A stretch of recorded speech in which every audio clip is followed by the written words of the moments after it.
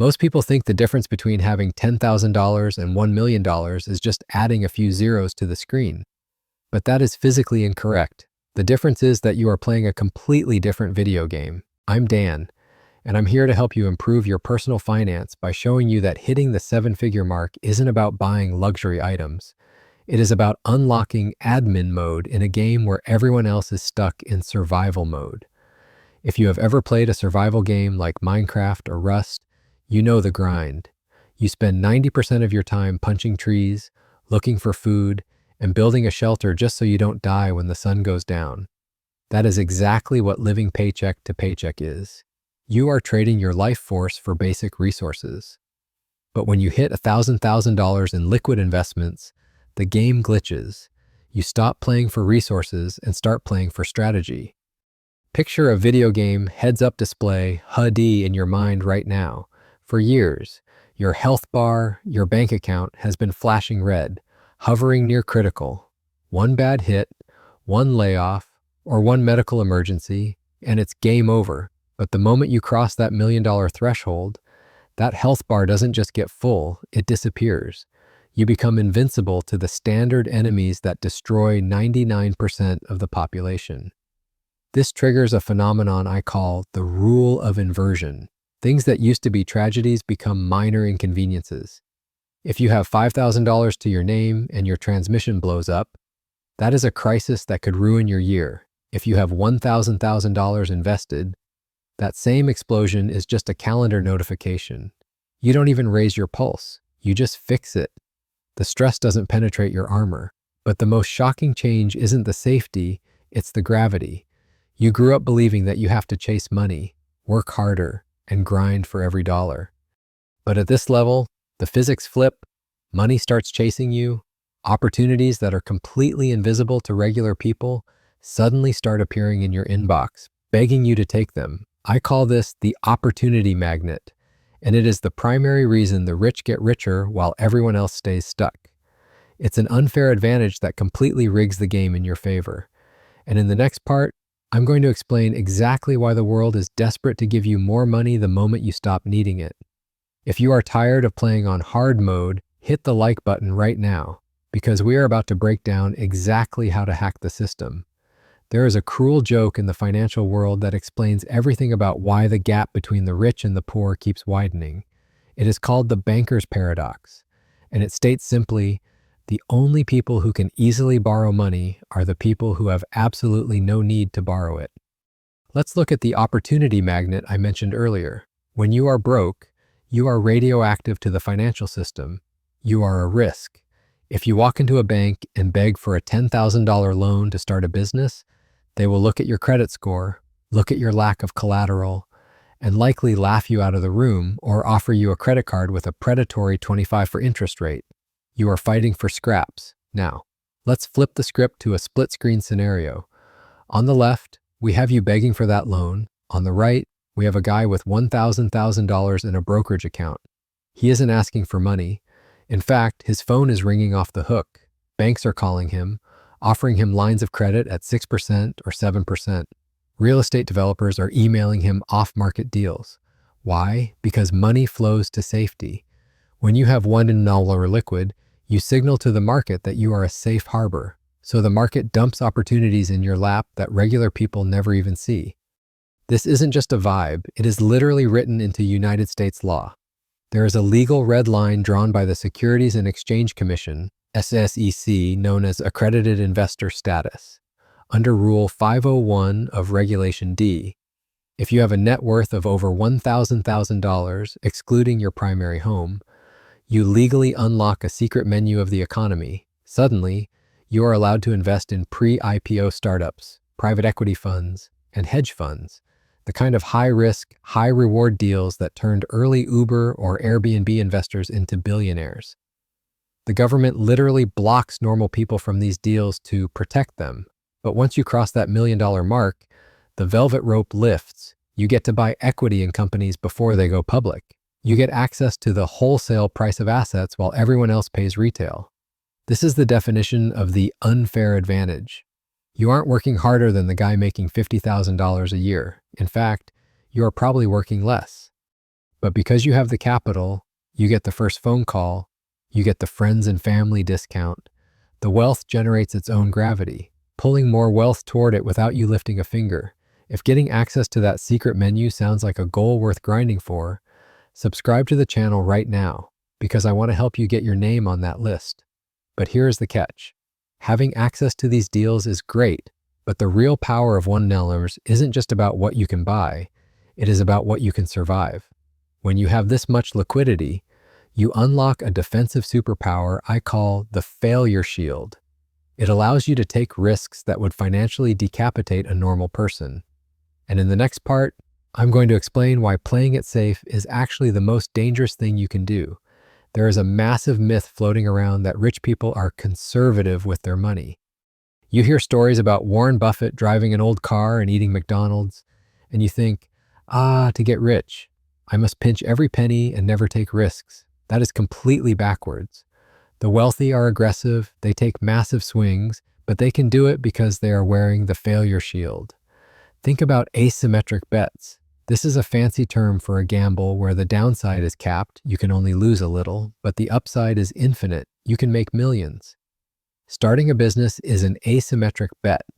You might lose $20,000 in 6 months of time, but you could build a company worth $10 million. For someone living paycheck to paycheck, risking $20,000 is suicide. If they fail, they are homeless. Their downside isn't capped, it is catastrophic. So they play it safe. They stay in the job they hate because the risk of leaving is too high. This is the trap. Safety is the ceiling that keeps you poor. But when you have $1,000 invested, the math changes. If you take $50,000 and start a side hustle, or try to day trade or launch a product, and it fails, so what? You lost 5% of your portfolio. Your life doesn't change. You don't miss a meal. You don't lose your house. You just shrug, learn a lesson, and try again. This allows you to take repeated shots at the goal. It's like playing basketball, but you get 50 attempts for every one attempt a normal person gets. Eventually, one of your shots will go in, and when it does, it pays off 100x. I have a friend who hit his $1 million mark at 32. He immediately quit his stable engineering job to try and build a weird app for dog owners. Everyone told him he was crazy. Why give up the salary? Why risk it? He told me, because if I fail, I'm still rich. That is the failure shield. He launched the app. It failed miserably. He lost a year of income, but then he launched a second idea, a consulting firm, and it makes $500,000 a year now. He could only find that second winner because he could afford to survive the first loser. The most dangerous thing you can do in your 20s and 30s is to be terrified of failure, but you are terrified because you have no armor. Building that $1,000 base isn't about retiring to a beach. It is about building the armor so you can go to war for your dreams without fear of dying. But there is another resource that becomes even more valuable than the risk tolerance. Once you have the money to protect yourself, you stop caring about the cost of things and start obsessing over the cost of time. This brings us to time arbitrage, the only way to legally buy more life. Let's pull out a calculator for a second. I want you to calculate the value of your life in hours. If you spend 5 hours a week cleaning your house, 3 hours doing laundry, 2 hours grocery shopping, and 1 hour dealing with random life admin like the DMV, that is 11 hours a week. That is 572 hours a year. That is roughly 24 solid days, almost a full month of your life. Every single year, flush down the toilet doing tasks a robot or a teenager could do. This is where time arbitrage changes the game. When you are broke, you trade your time to save money. You DIY the plumbing, you hunt for coupons, you stand in line for the free sample. You are time poor but resource conscious. When you hit $1,000 invested, you flip the equation. You start trading money to buy time. Here's the math. Let's say your investment portfolio generates $50,000 a year passively. If you hire a house cleaner for $150 a week, that's roughly $7,800 a year. Most people look at that and say, that's a waste of money. I can clean my own toilet. But the millionaire looks at it and says, I just bought 260 hours of my life back for $30 an hour. And if you can use those 260 hours to learn a new skill, build a business, or just rest so you perform better at your high-paying job, you are making a profit on that time.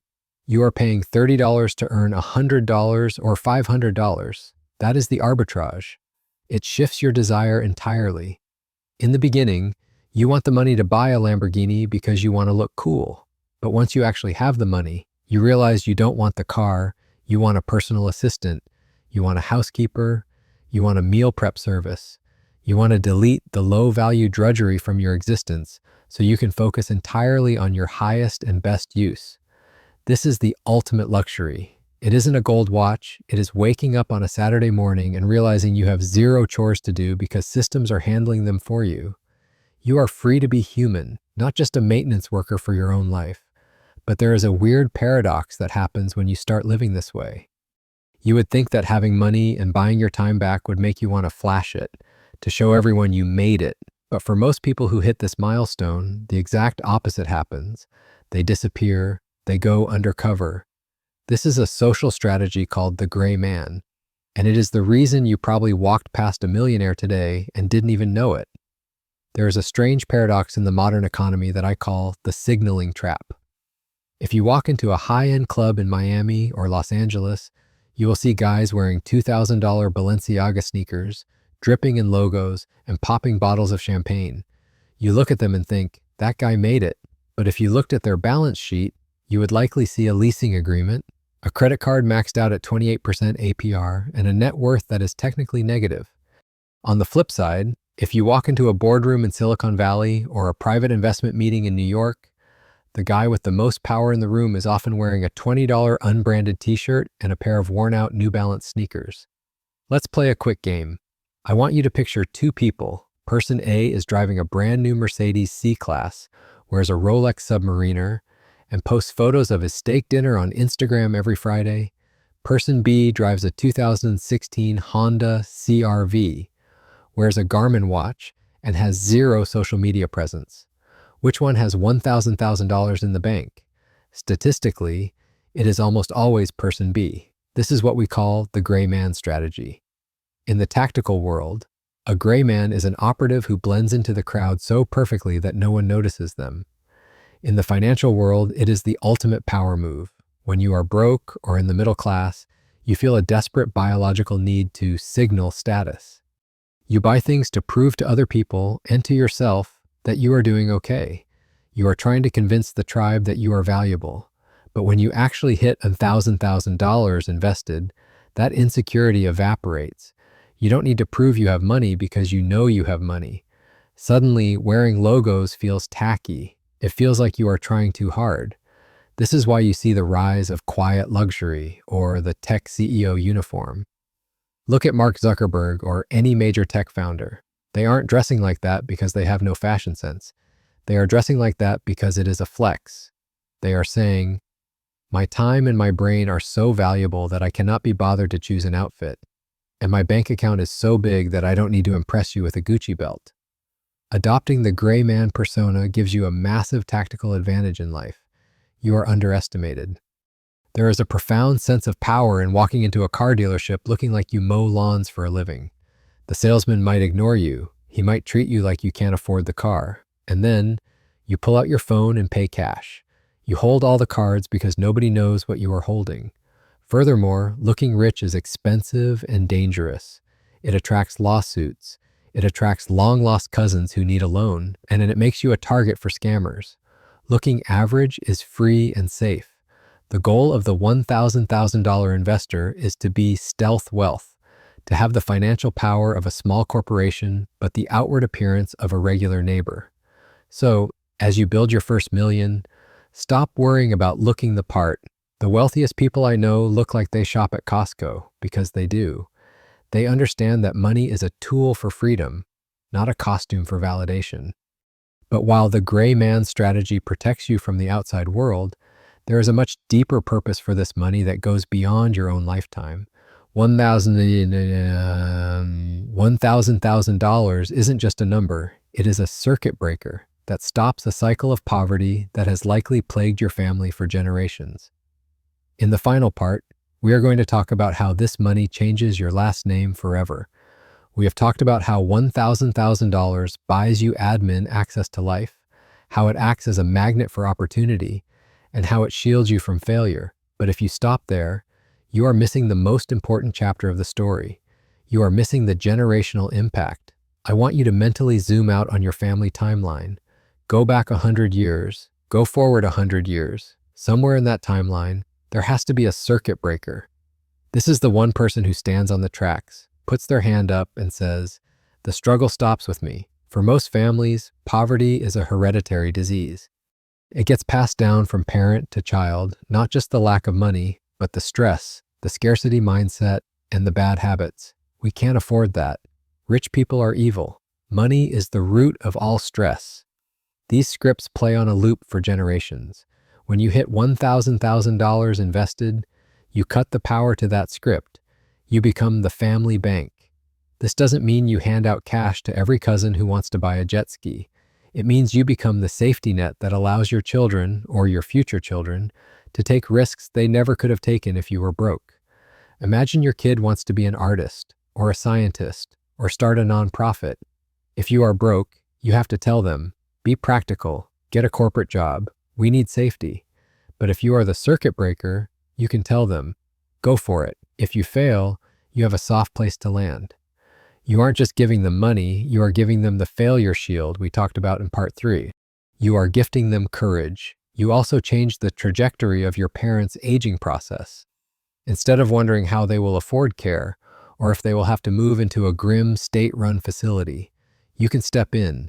You can buy them dignity in their final years. That is a power that no luxury car can touch. The first million is incredibly hard. It requires sacrifice. It requires being the gray man when everyone else is flexing. And it requires ignoring the survival mode instincts you were raised with. But you aren't doing it for the number on the screen. You are doing it so that 50 years from now, someone with your last name will have a life of option, not obligation, all because you decided to be the one who changed the rules. So, don't just build wealth for the Lambo, build it for the legacy. If this video helped you see the true value of that 7-figure goal, do me a favor. Smash the like button. It helps us find more people ready to break the circuit. Subscribe if you want to play life on admin mode. And in the comments, I want you to drop one word, legacy. Let me know you are playing the long game. Hit that bell so you don't miss the next level up. Thanks for watching. Keep building your shield, and I'll see you in the next one.